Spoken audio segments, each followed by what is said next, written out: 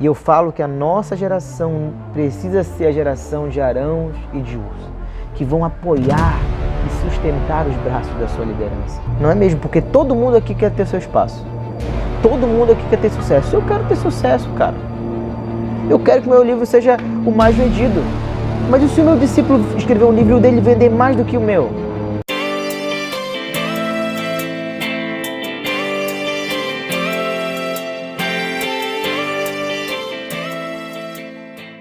Salve, salve galera! Hoje outro episódio da série do Next Gen e a gente está com o Samuel, um cara que tem uma experiência muito massa liderando a Paz Church, não apenas aqui em Fortaleza, mas diversas outras congregações do Ceará.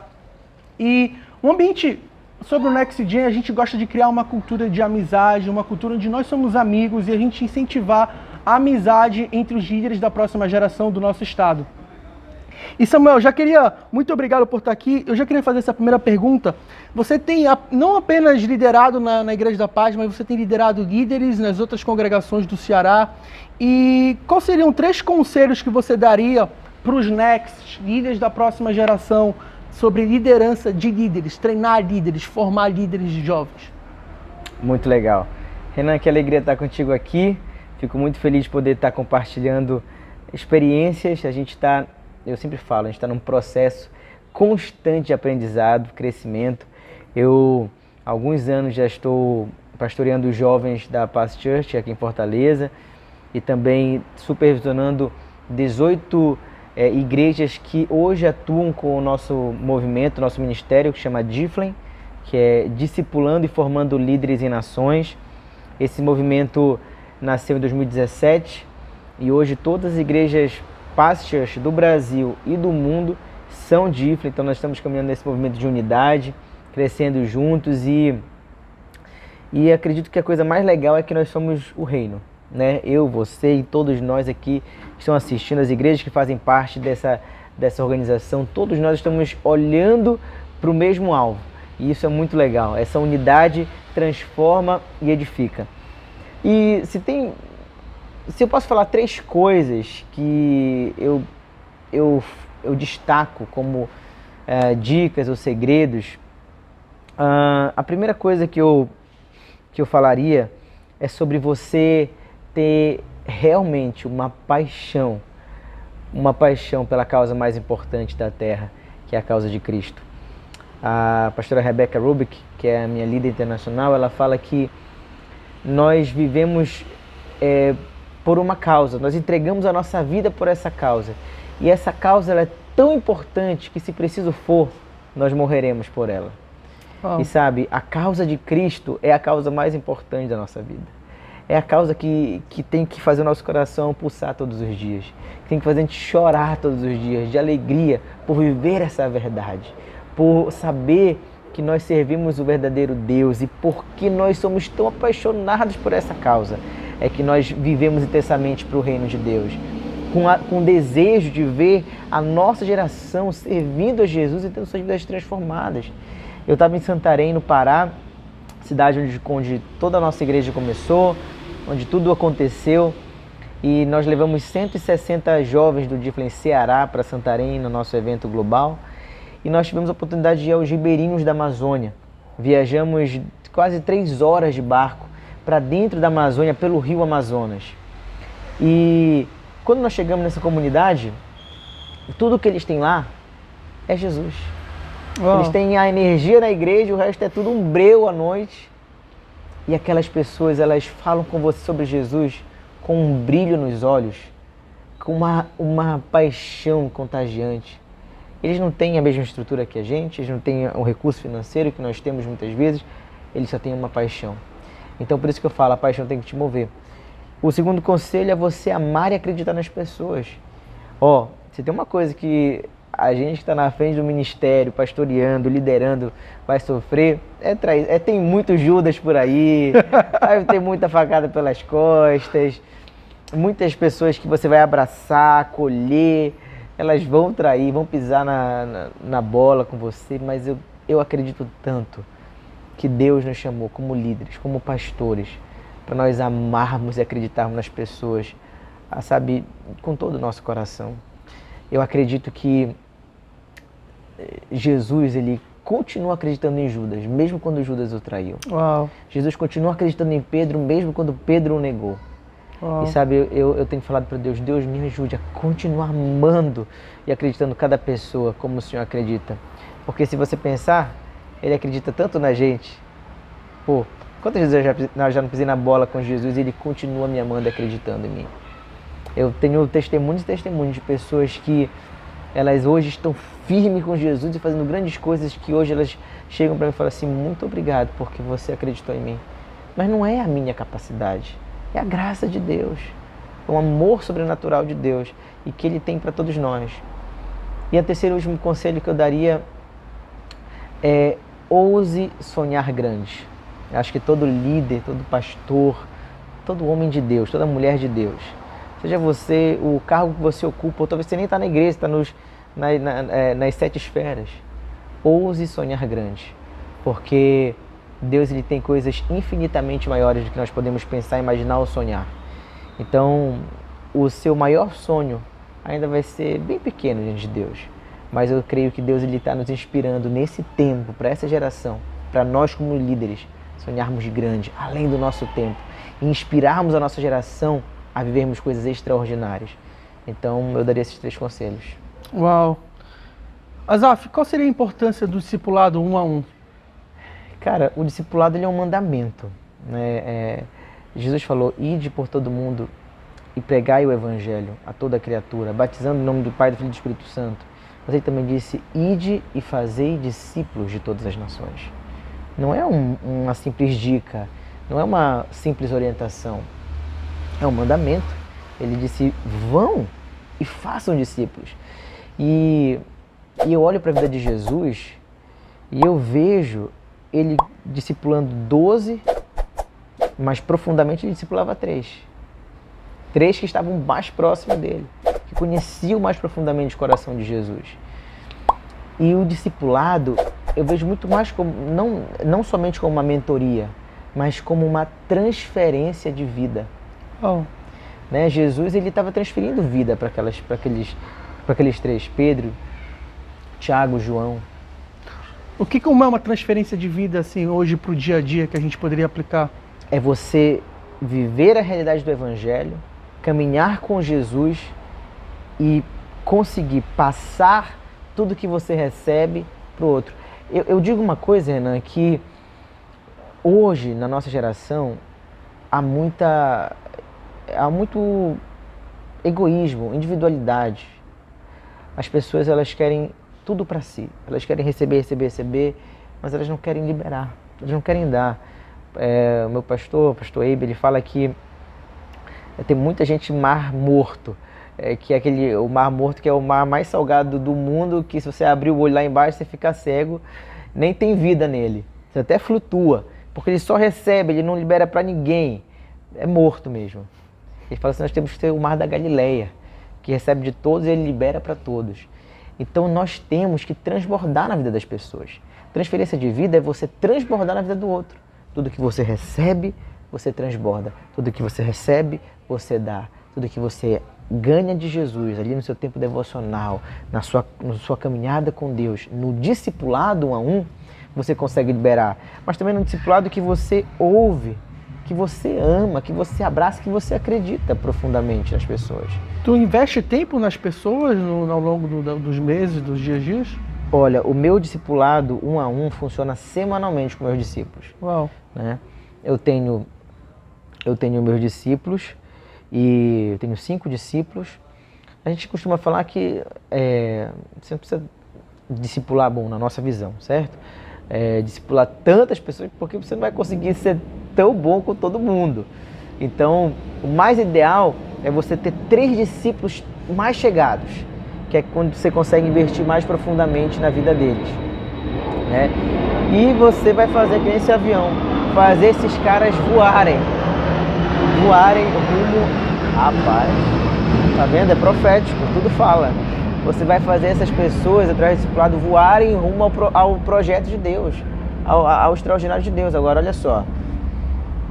A palavra de Deus diz que nós devemos confessar os nossos pecados uns aos outros e orar uns pelos outros para nós sermos curados.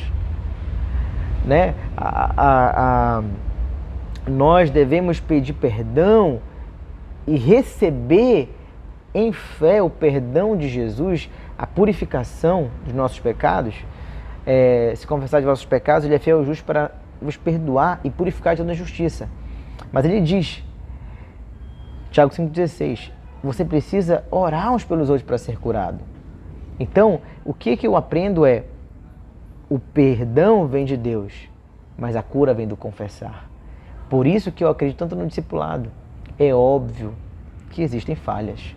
É óbvio que existem pessoas e pessoas. Mas existem pessoas e pessoas que estão dispostas a fazer o certo. A ouvir, a orar, a te amar e te impulsionar.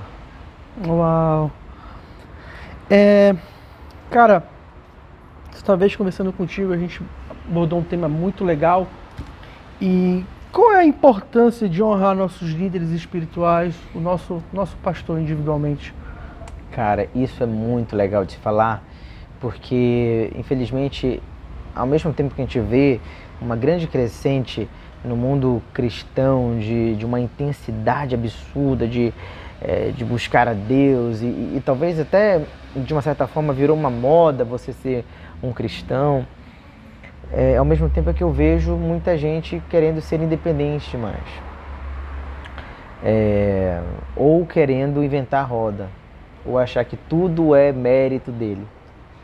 O que eu falo, Renan, é que nós estamos caminhando numa rua pavimentada pela nossa liderança, pelos nossos pastores. Para eu estar aqui falando com você, eu precisei ouvir muito. Eu precisei sentar ao pé dos apóstolos para ouvir, para aprender. Né? Eu precisei realmente reconhecer que eu não sabia de nada, que eu precisava aprender. Né? E eu gosto de citar uma coisa, um episódio que aconteceu na história bíblica, de quando o povo de Deus estava enfrentando ali com Moisés, depois de sair do Egito, se não me engano, os amalequitas, e enquanto Moisés estava com seus braços erguidos, o povo de Deus era vencedor. Mas Moisés cansava, e quando ele baixava os braços, o povo começava a perder. O que aconteceu? Arão e Hur, vendo aquela situação, eles têm uma atitude proativa. Eles vão até Moisés e eles seguram os braços de Moisés. Porque Moisés estava cansado, mas tinha um apoio ali. E assim o povo de Deus conseguiu a vitória. E eu falo que a nossa geração precisa ser a geração de Arãos e de Hur, que vão apoiar e sustentar os braços da sua liderança. Que vão olhar para os seus pastores e falar, meu pastor, eu te amo. E eu estou com você, custe custar, dou o que doer, eu vou ganhar esse mundo contigo. Ah, Samuel, mas meu pastor não pensa como o seu, talvez, ou meu pastor critica isso, ou meu pastor não quer a igreja preta, ou meu pastor não gosta de luz da igreja. Mas ele é o seu pastor. Foi a pessoa que Deus colocou na sua vida. E o pastor Lucínio, um grande amigo, ele sempre fala, se está difícil, então ore, vença na oração. Mas não abandone. Uau. Não abandone. Porque, infelizmente, nós vivemos uma geração, até mesmo da igreja, uma geração órfã. Órfã de pais espirituais. Muitas vezes porque eles mesmos abandonaram seus pais espirituais. Então, que nós sejamos essa geração que apoia. Sabe por quê, Renan? Porque se tem um princípio latente no caráter de Deus, é o princípio da honra. É o princípio da honra. Uau. Se você de verdade honrar sua liderança, não babando por interesse, mas honrando por amor, eu quero te falar que quem vai te honrar é o próprio Deus. É o próprio Deus, sabe? Sejamos nós essa geração que vai lutar com os nossos pais espirituais, com nossos heróis da fé, porque um dia eles vão embora, eles se vão. E quem vai ficar somos nós. Mas quem vai permanecer são os que aprenderam a honrar e que aprenderam a se submeter. Uau, que incrível. Tu tá há quanto tempo na liderança do Difflin? Cara, eu tô caminhando pro meu 5º ano. 5º ano. Vou te fazer uma pergunta, como foi essa transição que, puxa, agora tu se tornou pastor, se tornou líder do Difflin, esse começo de pressão ministerial, uma nova etapa de vida, o que tu falaria, conselhos e dicas para as pessoas passarem, essas pessoas que estão entrando em processo de liderança? Porque, veja bem, eu acho que aqui a gente quer fazer uma série de perguntas assim, um pouco clara, e a gente não quer, sabe, Azaf, colocar só o que as pessoas vejam no Instagram do Ministério, porque eu acho que no Instagram é só 10% do que acontece. No culto é apenas uma parte do que acontece no Ministério, do dia a dia. Então, Azaf tem uma experiência muito incrível, a gente pode realmente muito aprender contigo, cara. E o que a gente daria para essas pessoas que estão assumindo, e esse teu background é que tu vem assumindo uma igreja grande, então, ou seja, uma responsabilidade maior, número de pessoas maior. O que tu poderia falar para as pessoas sobre isso? Olha, eu falaria para você, não desista, apesar do dia mal. Porque eu lembro que no começo da minha jornada à frente da juventude, eu errei demais. Nossa, eu errei demais. Tava bem mais jovem, bem mais verde, imaturo. E eu errei muito. Mas eu escrevi um livro sobre isso e eu lembro, Renan, que naquela fase, naquele momento, eu estava tão desencorajado, desacreditado do meu chamado, quando Deus me chamou de volta. Ele me resgatou ali daquela quase morte espiritual. E eu lembro que Deus falou para mim: Samuel, eu não estou procurando pessoas perfeitas. Eu estou procurando pessoas disponíveis. E ele me fez uma pergunta. Ele falou: você está disponível para viver o que eu tenho para a sua vida agora? Então eu quero te dizer que se você é o disponível de Deus, saiba de uma coisa: você não é o perfeito, você é o disponível. E sabe, Deus, Ele não escolhe os capacitados, Ele capacita os escolhidos. Renan, eu acredito que tem muitos outros homens e mulheres, talvez muito mais capacitados e até melhores do que eu para determinadas situações. Mas por que eu? Por que você? Deus, Ele olha além da circunstância ou além da tua imaginária perfeição. Então, você que está começando essa jornada, você que é o disponível, saiba que Deus vai te capacitar. E no dia mal, que você errar, que o mundo cair em cima de você, que você quiser chutar o balde, porque eu já quis 1 milhão de vezes. Vou te falar uma experiência. Um dia eu estava tão angustiado, meu Deus, eu falei, isso aqui eu tô de brincadeira, eu não dou conta não. Não dou conta não. E eu vou entregar esse negócio. E eu fui orar para me reclamar para Deus no meu tempo devocional, no meu tempo com Deus ali. Não, vou entregar. Só tá de brincadeira, como se eu me põe numa parada dessa, é só confusão. E todo mundo falando de mim, não vou. Cara, Deus falou comigo. Eu acho que ele falou que nem o Capitão Nascimento do Bob. Ele falou sério comigo, eu nunca vou esquecer dessa experiência. Ele falou assim: vai desistir agora? Vai desistir agora. Deus me deu um chacoalhão, porque naquele momento eu estava titubeando. Uau. Mas Deus foi firme comigo. E Deus me lembrou que quem estava me capacitando, quem estava me chamando, quem estava me levantando era Ele. Então, apesar daquelas dificuldades, eu continuei. E aqui eu estou. Hoje, continuo tendo inúmeras lutas, mas a diferença é que eu tenho a certeza de quem me chamou. E apesar das lutas, eu continuo. Então continua, abraça o processo e não esqueça que o teu futuro é glorioso, se você não desanimar. Uau! E aí, já querendo entrar um pouco no livro, nada era como antes. A gente tem um core values, um valor central do Next, é valorizar os líderes da terra, tanto que você vai ver todos os episódios a gente tem uma logo aqui embaixo falando sobre isso. E assim, realmente eu indico você ler os livros dos líderes da próxima geração da nossa terra, não apenas ler, mas assistir pregação. Cara, vai lá no culto de um líder que está do seu vizinho, vai aprender com ele, vai ver o que ele pode te ensinar. Às vezes, talvez o seu próximo rompimento pode estar nessa pessoa. E Samuel, cara, parabéns pelo livro. Qual foi a motivação que te levou a escrevê-lo? Cara, esse livro é uma história incrível, porque a motivação realmente começou nessa situação que eu falei, sobre quando eu estava totalmente perdido e Deus me puxa e pergunta se eu estava disponível, e ali começa a minha jornada, uma aceleração surreal de crescimento em Deus. Só que eu enfrentei dificuldades como qualquer outra pessoa no ministério e tudo mais, mas qual foi o meu ponto de inflexão? E por que o livro chama Nada Será Como Antes?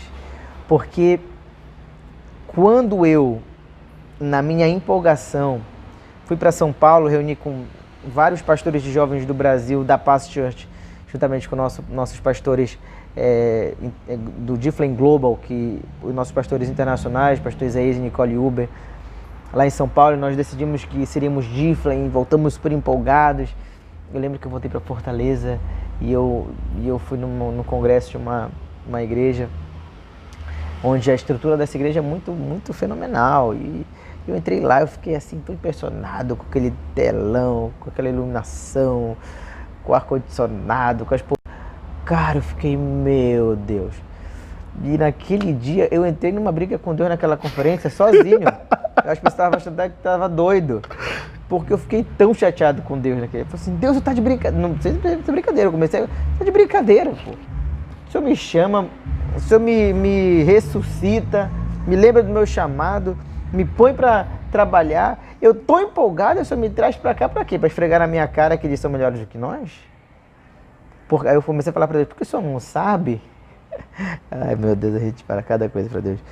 O Senhor não sabe, a minha igreja lá não tem parede, porque a nossa igreja estava em construção, cara. Não tem parede. As cadeiras são tudo de plástico, a gente não pode nem arrumar, porque suja a nossa roupa todinha. A gente sai de lá com a cara grudenta de tanto vento de mar que bate. Senhor, a gente não sobe com a tua glória, não é com os mosquitos levando a gente. Eu falei, pô, se tem algum jovem que vai querer, de Fortaleza, vai querer vir para essa igreja aqui. Renan, na minha indignação e no barulhão daquela igreja, eu nunca vou esquecer, dá vontade até de chorar, porque a voz de Deus foi tão forte no meu coração. Sabe, e eu falo que às vezes tem horas que Deus fala com a gente, é como se tudo parasse e só a voz dele entrasse dentro de nós. Ele falou para mim, Samuel, para cada um eu dou uma porção. Uau! Para eles eu dei isso, mas o que eu tenho para o Difflin é a porção do sobrenatural. E Deus me falou naquela noite, prepare-se para ver uma geração curando os enfermos, libertando os cativos e vivendo o maior avivamento de todos os tempos. Cara, aquela palavra me arrebentou. Eu comecei a pular, eu fiquei doido. Eu liguei pro pessoal e falei assim, pelo amor de Deus, amanhã todo mundo na igreja, vamos reunir. Deus falou comigo. Cara, eu fiquei doido. Porque eu estava empolgado com algo. Mas ali, naquele momento, eu ouvi a voz de Deus. Eu ouvi a voz de Deus sobre o que nós iríamos viver. E, Renan, eu voltei para a nossa igreja. Eu não lembro quem pregou naquela conferência. Eu só lembro disso. Deus me levou para aquele lugar para falar comigo. Muitas vezes Deus te leva para lugares que você nem imagina. Só para você ouvir a voz dele. E eu falei, eu vou viver essa realidade, não só em Fortaleza. Mas eu vou viver essa realidade, vou fazer de tudo para os meus irmãos das igrejas da Paz Church do interior do Ceará viverem junto comigo essa realidade. Nenhuma igreja do Ceará que está debaixo da nossa cobertura vai ficar desassistida. Eu reuni com a minha equipe no dia seguinte, quando eu liberei aquela palavra, Renan, a presença de Deus encheu aquela sala. As pessoas começaram a orar em línguas. Uau. Algo novo estava fluindo. E nós começamos a trabalhar. Eu lembro que no começo da nossa jornada, antes de eu assumir a juventude, o culto estava dando 70 pessoas. E aí, alguns meses depois, nós lançamos o Difla em 18 de março de 2017, com mais de 1.100 pessoas na igreja. Uau! Cara, naquele dia, eu falei sobre a mensagem principal que eu vou pregar a vida toda, que está no livro. E ali, cara, nós começamos o culto 7h30 da noite, Renan. O culto terminou quase meia-noite, com a polícia já batendo na nossa porta. Porque no meio da pregação, o Senhor, Ele mostrou que Ele estava com a gente. Uau! Cara, eu lembro, eu nem sei onde está mais esse vídeo, mas assisti depois, cara, eu estava pregando, de repente fui tomado pela glória de Deus. Eu começo a profetizar, rapaz, era tanta energia passando de mim, a igreja veio pro chão, cara. Tantas pessoas sendo curadas sem ninguém orar, sabe, pessoas sendo libertas sem ninguém tocar nelas, pessoas sendo cheias do Espírito Santo sem ninguém fazer nada. Uma parada surreal, sobrenatural encheu aquela igreja. Uau! Eu lembro que um amigo me abraçou para me tirar do palco, eu não tinha mais força no meu corpo. E ao descer as escadas, o Senhor me fez contemplar aquela igreja tomada pela glória dele. E a palavra que ele falou assim foi: nada será como antes. Uau! Por que nada será como antes? Porque é impossível a nossa vida ser a mesma depois de um encontro com o Espírito Santo, depois de ouvir a voz de Deus. E a partir daí nós começamos a viajar por todo o Ceará. E temos viajado o Brasil falando dessa realidade. Nada será como antes, se você for disponível e permitir o Espírito Santo encher a tua vida. Asaf, antes de continuar mais no livro, tu viveu essa ideia de... Eu acho que muitos líderes vivem isso, às vezes vão para uma conferência, às vezes vê um vídeo de uma igreja grande no Brasil, e aí começa a se questionar, porque muitas vezes as coisas não acontecem, não andam, há pouca gente no culto de jovens. Qual é a mensagem que tu daria para essas pessoas que talvez estão passando por essa dificuldade, cara? Infelizmente existe muita comparação, né? A gente se compara demais. Mas eu aprendi na minha jornada, porque eu já me comparei demais. Eu lembro que tem um amigo meu chamado Matheus Souza, ele é o nosso garoto Take Risks do Difla. Cara, ele é o João Batista. O cara é muito doido, todo avião que ele entra, ele prega. E eu lembro que a gente estava no Difla School, que é a nossa escola de missões práticas. E eu encontrei o Matheus ali, e o cara prega em ônibus. Cara, o cara não tem vergonha nenhuma, ele é o evangelho. E, cara, eu comecei a ficar desesperado e triste. Por quê? Porque eu comecei a olhar pro cara e falei assim: meu Deus, eu não sou que nem ele. Uau! Eu não sou que nem ele. Uau! Eu não falo assim, eu não sou tão sem vergonha assim. Né? Eu falo de Jesus, mas eu não sou assim. Então, se eu não for assim, será que eu não estou apto para ser um líder? Se eu não for assim, será que então eu não posso? E, cara, aquilo começou a tomar conta do meu coração, porque eu não era como o Matheus. E aí foi ali onde Deus me deu mais uma lapada, né? E aí eu lembro que naqueles dias, naquela escola, Deus falou para mim: é óbvio que você não é como o Matheus. Aí Deus fala comigo assim, bem direto mesmo, assim, ele é muito amoroso, mas tem dias que ele me pega pesado. E ele falou assim: óbvio que você não é como o Matheus. Porque você não é o Matheus. Você é o Samuel. Uau! Exatamente como você deveria ser. Uau! Cara, aquele dia ali marcou. Porque eu não sou o Matheus. Eu não sou o Renan. Eu sou o Samuel. Líderes que se comparam é porque estão com as suas identidades fragilizadas. Líderes que têm suas identidades ativas e seguras em Deus sabem quem são, admiram os demais, mas sabem quem são e não param por comparação. Uau, que incrível. Cara, muito obrigado pela humildade. Eu acho que quando a gente pensou nessa série, a gente não queria fazer algo de status, algo de quem é o maior, ou mostrar suas glórias. E a gente não quer, porque assim, às vezes isso acontece muito em ministério, as pessoas só mostrando coisas, só o estrelismo, só a glória do ministério.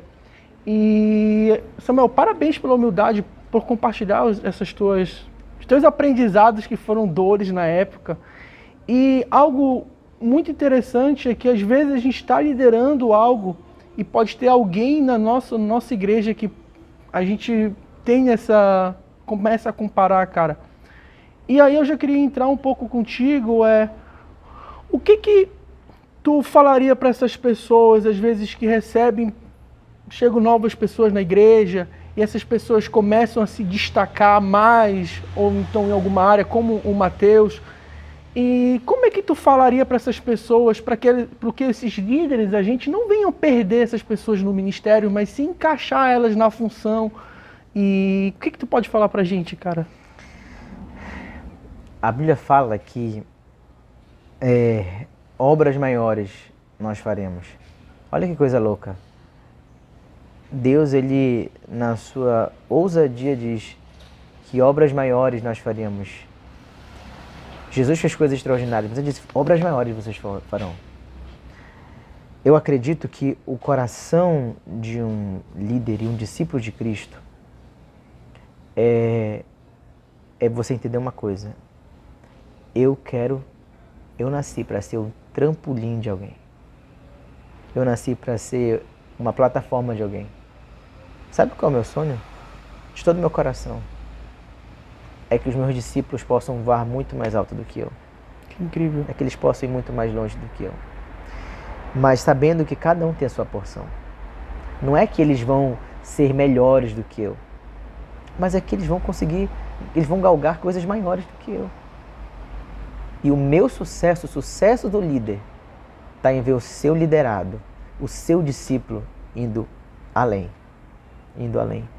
Então, se tem gente na tua igreja, no teu ministério, que você sabe que é melhor do que você em alguma área, invista naquela pessoa e faça ela ser a melhor pessoa.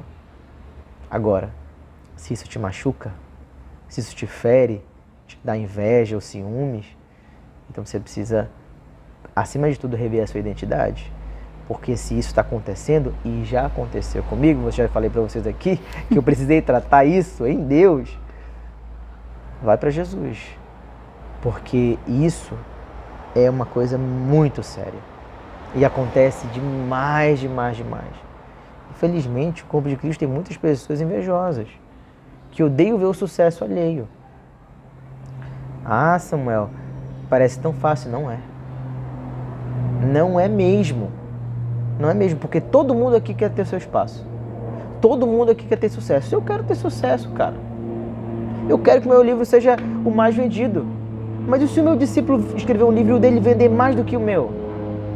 E aí? Já pensou?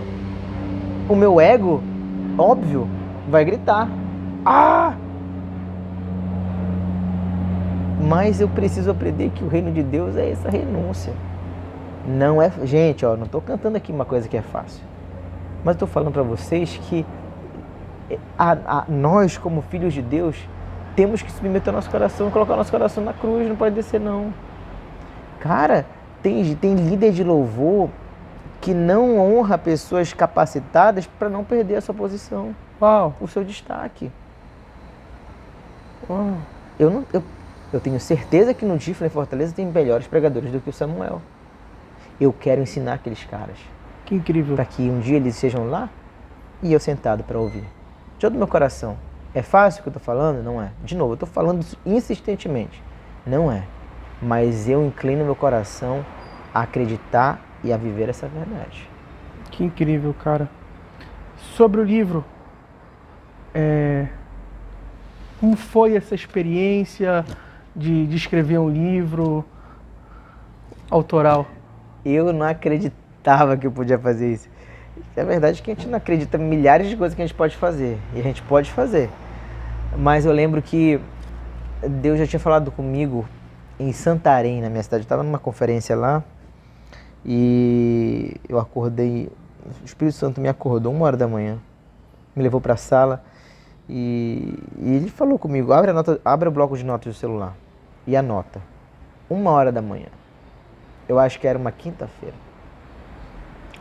Eu só obedeci. E ele falou, nada será como antes, capítulo 1. Naquela madrugada, o Espírito de Deus, ele me deu os 6 capítulos do livro, Renan. Que incrível, cara. Capítulo 1 é isso, capítulo 2 é isso, capítulo 3, capítulo 1 é essa direção. Assim. Cara, ele me deu a construção do livro em uma madrugada. Sobrenatural. Uau. Eu não, na minha força natural, eu não tenho essa capacidade. Tem muita gente que tem. Flui. Mas eu entendi que o negócio era o fruto do próprio Deus. E ele me direcionou. Só que aí eu comecei a pensar, cara, para escrever um livro você tem que ter grana, mano. Nossa, ninguém faz nada de graça. Tem que ter dinheiro, isso, aquilo. Editora, gente, quem vai querer fazer um livro? Ninguém sabe nem quem eu sou. Tá doido. E comecei a botar barreira. 9 meses, 1 ano se passou. E eu tava num treinamento. E um grande amigo meu chamado Hermes Monteiro, ele olha pra mim e fala assim, já pensou em escrever um livro? Eu falei, não, você tá de onda. E ali Deus começou a me lembrar. Eu quero perguntar, já pensou em escrever um livro? Aí Deus falou pra mim assim, já pensou em escrever um livro? É óbvio que aquilo nasceu no coração de Deus. Eu falei, eu vou escrever um livro. Na verdade, eu ia colocar em prática. Naquela semana, uma editora de São Paulo chamada Autor da Fé entrou em contato comigo no Instagram e falou assim, pô, a gente viu o teu Instagram, tá acompanhando o teu ministério, já pensou em escrever um livro? Que incrível. Tu acredita disso? Parece onda, né? Mas não é, gente, isso é surreal. Eu falei, meu Deus, já pensei, eu quero escrever, já decidi, vou escrever, não vou mais lutar não. O que eu preciso fazer? Me diz aí. Cara, eles foram sensacionais e o livro nasceu ali. Eles me deram uma assessoria incrível e nós já vendemos mais de 1000 cópias desse livro no último ano. Que massa. E testemunho. Não, eu sei, só para contar um testemunho rápido, eu lembro que eu estava escrevendo, eu estava na metade do livro, escrevendo, compondo tudo, e eu estava no meu escritório na igreja, sozinho na minha sala, escrevendo. De repente, cara, a glória de Deus encheu aquela sala, eu comecei a falar em línguas, comecei de uma energia, a glória de Deus, e Deus falou assim pra mim, escreve aí, faz um desafio. E aí eu escrevi um desafio, que naquele momento a pessoa que estivesse lendo aquela página do capítulo, eu repetiria uma oração que eu escrevi ali, e se ela sentisse a mesma atmosfera de glória que eu estava sentindo naquele momento que eu estava escrevendo, que Deus ia tocar ela mandasse uma mensagem no meu Instagram. Eu esqueci que eu escrevi isso. Eu esqueci esse momento, mas eu obedeci. E o livro começamos a vender e as mensagens começaram a chegar. Uau. Eu lembro que uma menina mandou mensagem lá em Manaus, no Amazonas. Ela falou assim, cara, eu tava desviada, eu comprei o teu livro, eu comecei a ler o livro e eu estava lendo o livro no ônibus quando eu cheguei nessa parte e de repente eu fui encontrada pelo Espírito Santo, eu comecei a queimar por Jesus, eu voltei para a igreja, voltei para a minha célula e eu estou apaixonado por Jesus, mas eu tive um encontro com Deus no ônibus. Uau! Outro cara, um procurador do estado do Amazonas, ele mandou mensagem para mim e falou assim, Samuel, eu comprei o teu livro só para te ajudar. Aí ontem eu cheguei no meu escritório, puxei o livro só para ver a capa e comecei a ler e não consegui parar. Eu estou te mandando essa mensagem depois de ler uma oração que tu fez e a glória de Deus encheu a minha sala, eu comecei a orar em línguas, eu estou queimando aqui, o que está acontecendo comigo? Então assim, eu chorava cada testemunho, porque não nasceu do Samuel, nasceu de Deus. Por isso que eu falo, gente, se Deus está te direcionando a algo, faça. Dei o primeiro passo, porque não é por causa de nós, é apesar de nós que Ele faz todas as coisas. Que incrível, cara.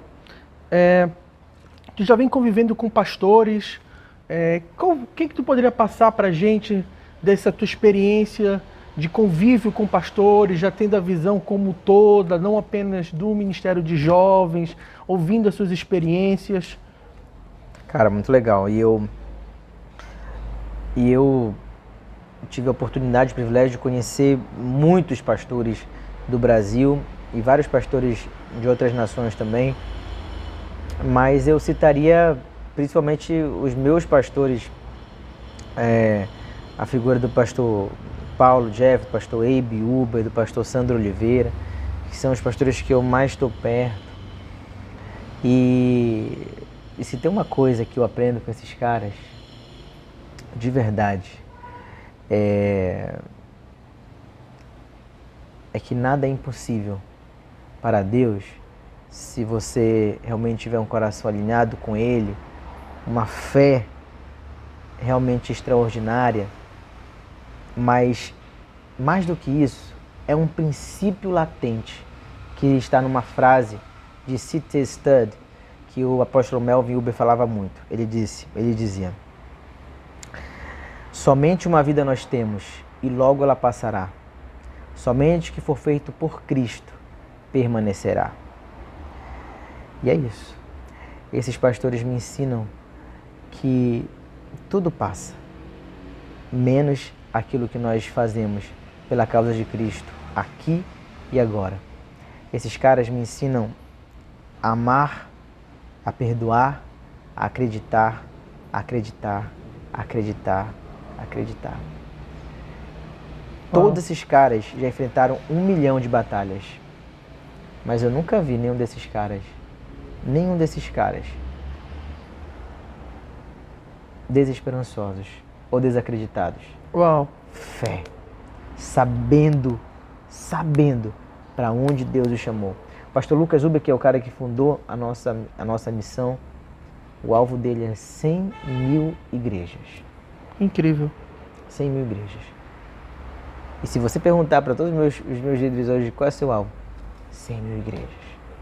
Esses dias o pastor teve lá em Santarém e falou pra gente: nós vamos enviar jovens para todas as nações da terra. Ele fala: marca as minhas palavras. Isso é fé. Cara, eu olho para os meus pastores, mas eu não vou muito longe. O pastor Lucínio Barreto, um cara que eu tive o privilégio de estar perto e conhecer e ter amizade, e tantos outros pastores, o próprio Theo. Cara, esses caras acreditam tanto na visão de Deus, na visão que Deus deu para eles, que o que eles têm é sucesso apesar das lutas.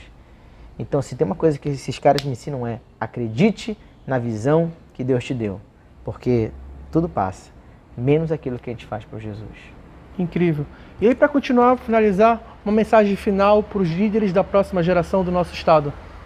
Cara, que doido você me perguntar isso, porque essa resposta ela vem justamente no que eu estou pegando agora, aqui, que foi...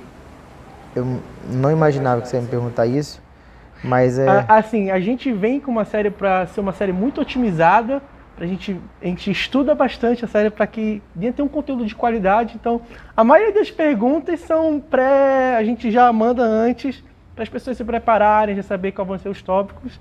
Mas essa aqui eu não tinha falado essa para ele exatamente. Cara, que louco, porque sem saber que você me perguntar isso, o Espírito Santo já tinha me falado agora mesmo sobre falar e talvez até encerrar com isso. E, gente, eu quero te deixar um versículo, que é o versículo que me abraça, um dos versículos que me abraçam todos os dias. Antes desse, eu quero só te lembrar o que diz em Salmos 100, versículo 5, que diz que o Senhor é bom, que a sua misericórdia dura para sempre, e de geração em geração a sua fidelidade. Eu fico emocionado porque eu sei que muitos de nós, todos os dias, pensa em parar a sua própria vida. Mas em meio à dificuldade, Renan, eu olho para o Salmo 100, versículo 5, e eu falo: Deus, o Senhor é bom. A sua misericórdia dura para sempre, e de geração em geração a sua fidelidade. E eu continuo acreditando na bondade de Deus. Mas o versículo mais importante que eu deixo para você agora, nessa entrevista, nem sei quando você está assistindo isso, é Gálatas, capítulo 6, versículo 9. Gálatas 6, 9 diz: e não nos cansemos de fazer o bem, pois no tempo certo colheremos, se não desanimarmos. Eu vou repetir para você. E não nos cansemos de fazer o bem, pois no tempo certo colheremos, se não desanimarmos. E a palavra que eu tenho para te dar, continue fazendo o bem.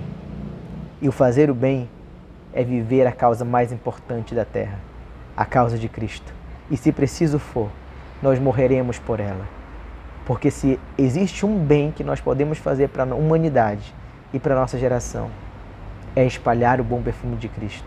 É viver a verdade do Evangelho de Jesus, amando, acreditando nas pessoas, dando a nossa vida pela causa de Cristo, todos os dias, renunciando às nossas próprias vontades, os nossos próprios interesses, renunciando muitas vezes os nossos sonhos para viver os sonhos de Deus. Não se canse de fazer o bem, não para de fazer o bem, porque você vai colher se você não desanimar. O Senhor é contigo, ser forte e corajoso, continua, porque nós já estamos mudando o mundo. E eu quero declarar que se você acreditar nessa palavra, na sua vida, nada será como antes. Uau! Samuel, muito obrigado, cara. Tamo junto, meu irmão. Muito obrigado. E a gente se vê no próximo episódio. Não se esquece de compartilhar o vídeo com a sua liderança, com os líderes da próxima geração.